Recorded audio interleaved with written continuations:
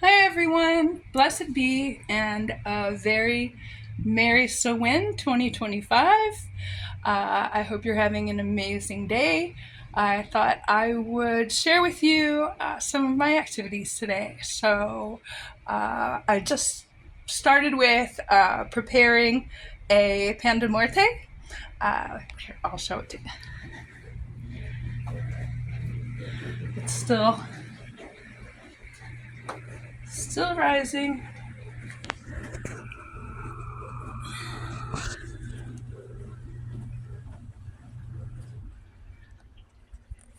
It's gotta sit for a few hours. I'm on my way out to go visit some of my deceased relatives, my grandmother, my dad, and my grandpa. I'll share some photos with you, and I'll see you soon.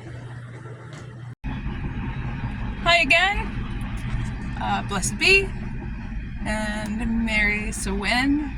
I have also another tradition that I do every year, and I come and bring flowers to, and my deceased grandma and my dad, and I bring them a shot of scotch and my grandma her favorite orange crush and some flowers. So I have my flowers here, and we're going to have a little visit. I also want to share with you this really beautiful sky. What a perfect day.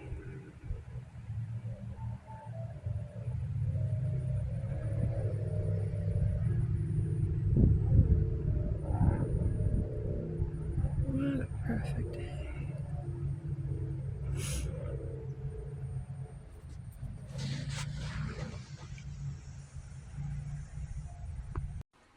Okay, so now it's evening time, and I am ready to start preparing for ritual. And when I do that, I shower and then take a purification bath with Dead Sea salts, some whole milk powder,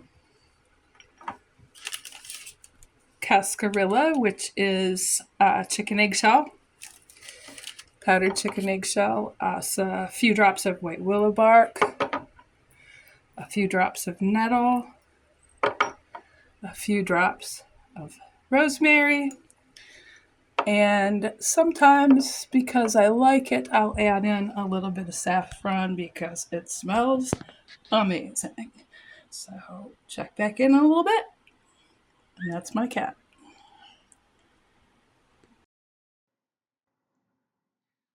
All right. So all cleaned up, showered, bathed, purified, feel very relaxed, uh, ready for ritual. Uh, but first, before we get into that, I want to talk to you a little bit about Samhain. Samhain is the end of the Wiccan year and also the beginning. Uh, it is a witch's new year. We begin with an ending because we're working with the continuous tides of nature, the never ending circle.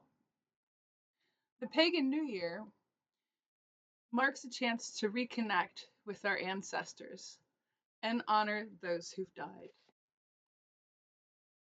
Woo!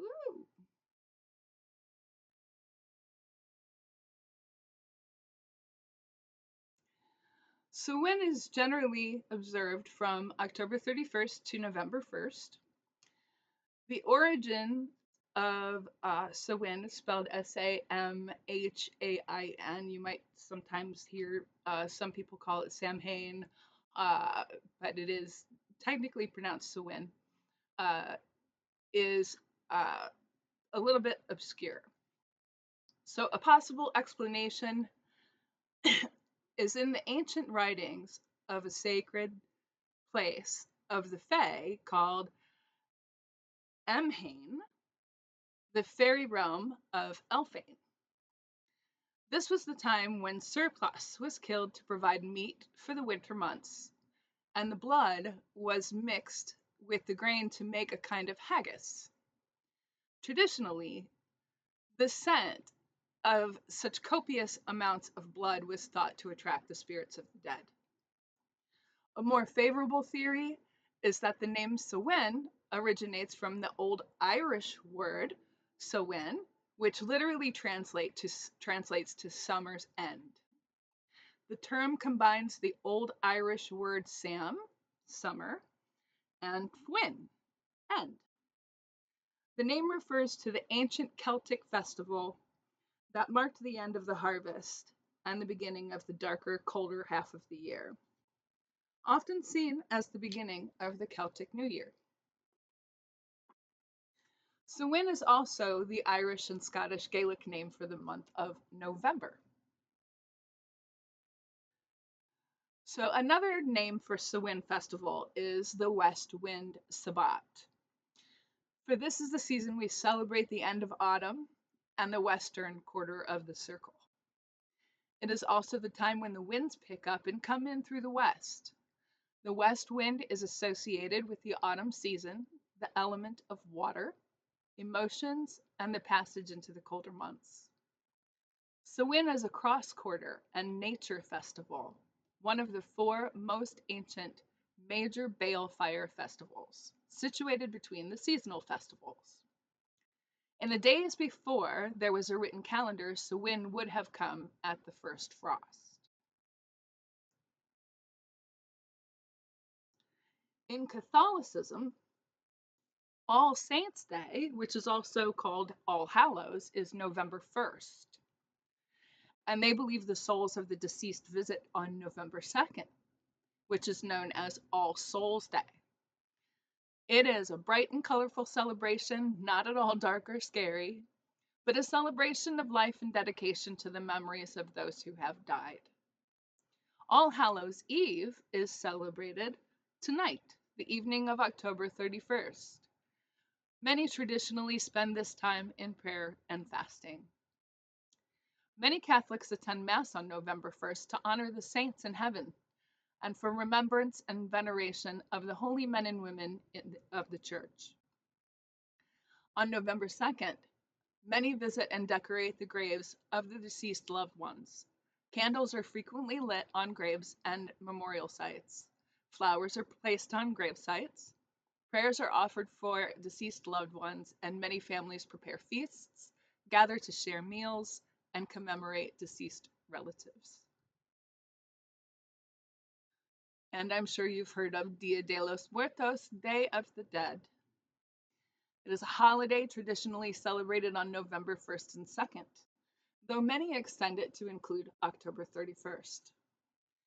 This multi-day holiday involves family and friends gathering to pay respects and remember friends and family members who have died. It was largely developed in and is widely observed in Mexico, but is also observed in other places, especially by people of Mexican heritage. It's a highly festive and brightly colorful celebration, with participants honoring the deceased using calaveras, forgive my pronunciation, which are decorative representations of human skulls, marigold flowers, home altars called ofrendas that are donned with photos of deceased friends and relatives and their favorite foods and drinks. It's also common to exchange gifts like candy sugar skulls, to share traditional pan de muerto, a bread, to share lighthearted mock epitaphs, to honor the deceased with friends, and to celebrate with song and dancing.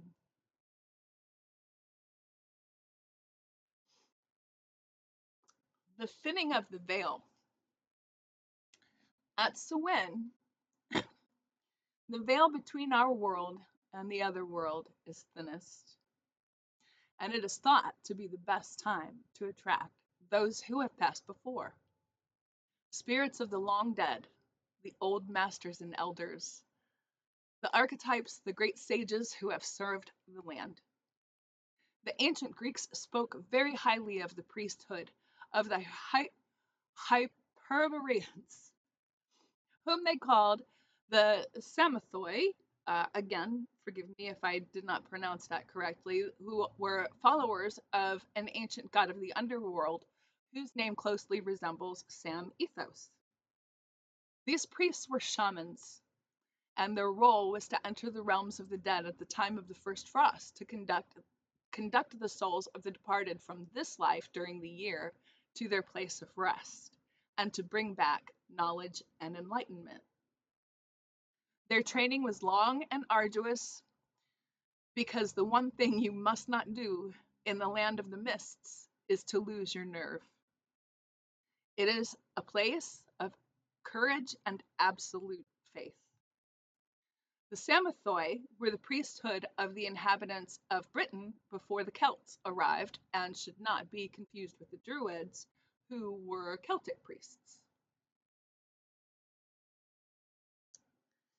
So on Samhain, some activities are that people do, some people do, is maybe have a walk in the woods, inhale the sweet smelling autumn air, feel the cool breeze on your face and your skin, and maybe try to catch and collect some of the leaves as they fall from the trees.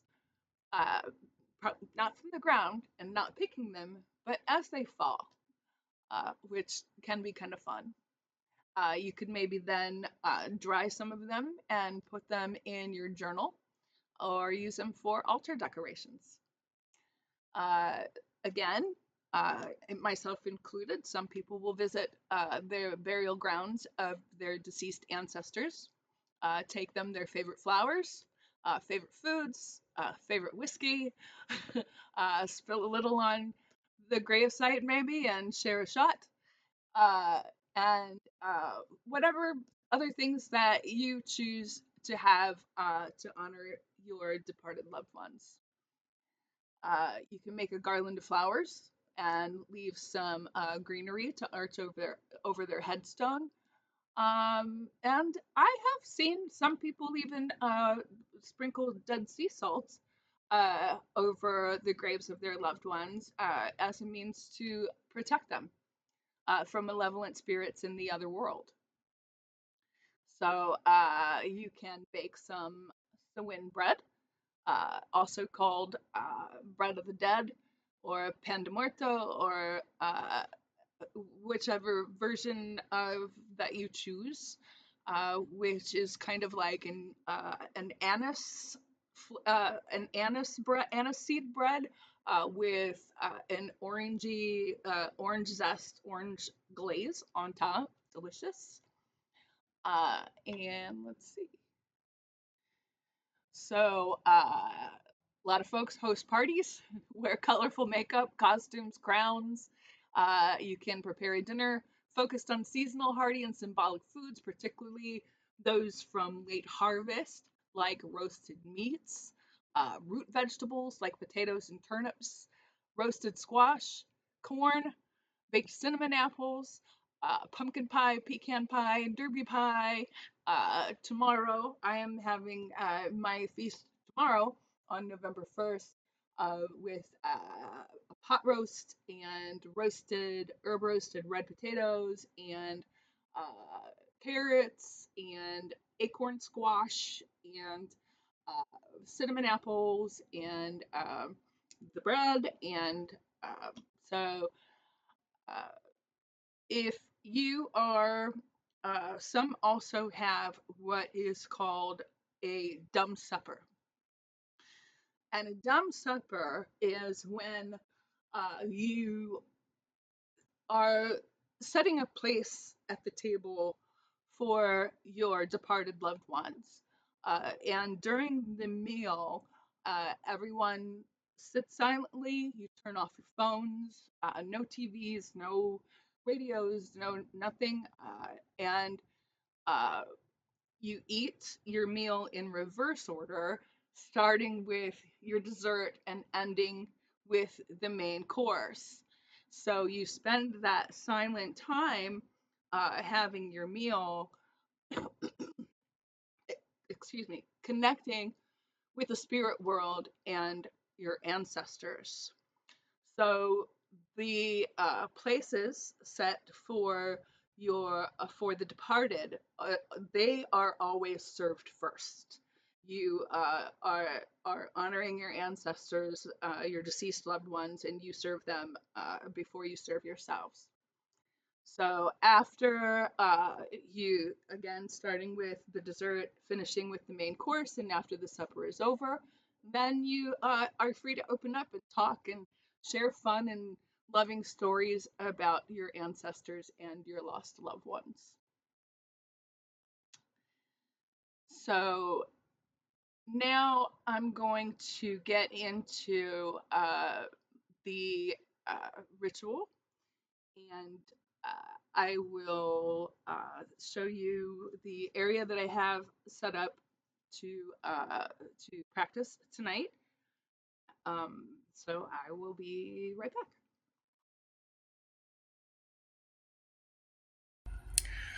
Okay, so I've got the fire started, my altars prepared, and I just want to point out and mention that even if you are in an apartment, I am staying in tonight and doing my ritual solitary. But even if you have a small living room, you can make really good use of your space. I use for my altar, which I also use for my coffee table, is my tatami table and chair. You make do with what you have. And for my watchtower altars, I use my TV trays. So I'll show you a little bit of what I have here. So my ancestry is both Northern European as well as West African. So I will sometimes honor and commune with different deities from different walks of life. So I have here on my altar, because this is the west wind Sabbat, which is also the water element. So Oshan here, who is a Yoruba Orisha. I have my pewter chalice with purified water, my cast iron bowl of sea salt, my aspergillum. I have some consecrated anointing oil, which I make that is out of extra virgin olive oil, some cinnamon essential oil, let's see, clove bud, rosemary, dragon's blood powder, vanilla, some Dead Sea salt, and I also will drop in a couple of pebbles of obsidian and clear quartz. I also have my asperging water for my aspergillum, which is I make with purified distilled water, Dead Sea salt, and rue. I have my shaman fan and my incense, which is I also make, which is a mix. Well, my Samhain blend is rue, dittany of Crete, white willow bark, red sandalwood, frankincense resin, and myrrh resin. So my clear quartz, altar candle, pentacle, some pretty flowers, a bowl of herbs that I chose for the occasion, an obsidian scrying mirror, my bell and tincture chimes, of course a chalice of wine, my asame, wand, and then back here I have some crystal pillars, smoky quartz, obsidian, lepidolite, and amethyst, some candles, and of course, the triple goddess. So I'm going to move to the north here, where I have Green Candle and Aja, who is also a Orisha, Heron, and let me show you Aradia here in the north. And now I'm going to move to the east, where I have the Orisha Oya of the air, my yellow candle, my birds. And now to the south, where we have Shango and a couple of representations of the fire watchtower, a dragon and a salamander, and my cauldron with 3 candles, each one representing one aspect of the triple goddess. So now you've gotten a little tour of my living room, and I am going to say happy Samhain. Thank you for joining me. Merry meet, Merry pop, and merry we meet again. Bye for now.